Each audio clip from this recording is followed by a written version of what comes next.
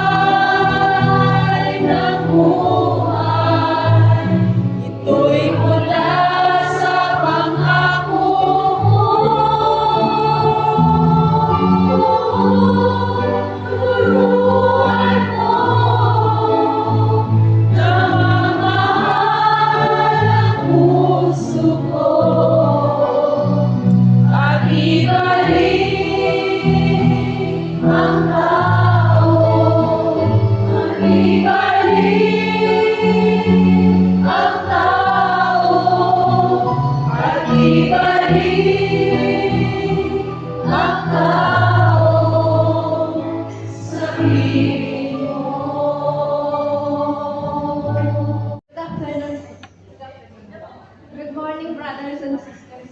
Gusto ko lang po ay pagkita mataas na papuri ko salamat sa ating Yahweh sa nangyari kanina po sa punta ko dito. Dahil ito, dahil sa Discovery Bay ako, ito yung ferry namin kay Iwa. Mga kapatid, hindi ko rin nakalain na makapasok kasi 7:20 yung ferry namin. Pumasok ako ng 7:20, wala automatic yung pag 7:20. Isasarado na nila. Pero purihin ng Diyos dahil alam ng Panginoon na gusto kong umatin sa practice kanina. Kaya binuksan ng Panginoon yung gift ng ferry para makasunod ako. Thank you, Lord. Sa pangyayari kanina. Ang pangalawa kong i-share sa inyo. Yung umuwi ako nga nagpapalaganan, katarap ko. Purihin ang Diyos dahil magtatatlong buwan ako doon. Ang amo ko walang reklamo. Sabi na, sige lang, magpapagawi ka na doon. Kung kailan ang magaling ka na, saka bumalik ka sa akin. Pagpunta ko doon kasi, round-trip yung ticket ko, hindi ko nagamit. Sabi ko, sarili ko magamit. Kasi sabi ng doktor, kailangan ko ipapagawa. No worries ang pisilya, sabi niya. Hasta magpapalik ko dito, pinilan ako ng ticket. Sabi ko, kahit may kamahalan, basta bumalik ka na. Tapos kinausap na ako, sabi ko ganun sa sabi na, ang Cecilia, what is your plan? Sabi ko, you want me to for God now? Sabi niya, no, it's not that way. Sabi niya, sabi na, basta gusto ko ikaw ng tito, kung gusto mo pa magtrabaho. Sabi ko, gusto ko may plano pa kasi ako. Sabi ko, meron ako kung loading na bili pa noong 2,000, mga 2,000, mahigit ng 2,013 yata yun. Sabi ko gano'n, hindi ko pa napatayuan ng bahay ng sarili ko. Sabi ko, kasi doon ako tumitira sa family house. Sabi naman, kano ba ang nabakon? Magastos. Sabi ko siguro, less than 1 million dahil 100 square meters lang naman yun. Mga magkano sabi na yung sa sa Hong Kong. Sabi ko siguro mga kulang-kulang 200 Hong Kong dollars, sabi ko. Sabi na, kailan, sabi ko, basta bigyan mo lang ako, sabi ko, ng mahabang bakasyon. Hindi pwede mahabang bakasyon, sabi ko. Hindi naman mahaba eh. Sabi ko siguro mga 6 months. Hindi siya pwedeng 6 months. Basta sabi na, sabihin mo sa akin kung kailan ka makano. Ano sabi ko, Lord, thank you so much. Kasi wala kong binabaya ang anak ko.